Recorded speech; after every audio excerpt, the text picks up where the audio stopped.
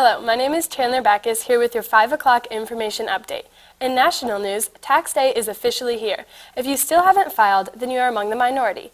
As of the end of last week, the IRS has received nearly 100 million tax returns, roughly 3/4 of the returns it expects to get this tax season. For procrastinators who are owed a refund, it won't hurt to file late.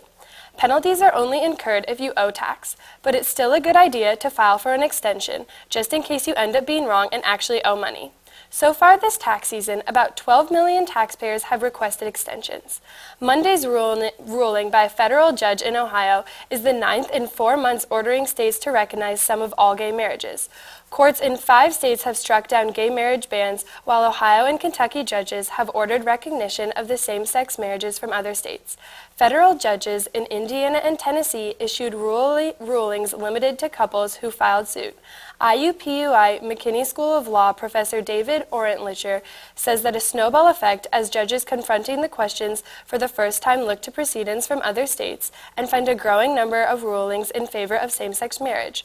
Orentlicher predicts the winning streak will break as the cases reach appeals courts. To some degree, lawyers look for trial courts likely to rule their way, while federal appeals courts either hear cases with a full panel of 11 judges or randomly select 3 of them. Orentlicher speculates Indiana's band might face trouble in the Chicago-based 7th Circuit. He notes Judge Richard Posner, considered one of the court's intellectual leaders, has a reputation as of conservation with strong libertarian leanings. But Orentlicher says different federal circuits are likely to come down on both sides of the issue. In local news, a lawsuit has been filed by the parents of a man killed in a hit-and-run accident in South Bend.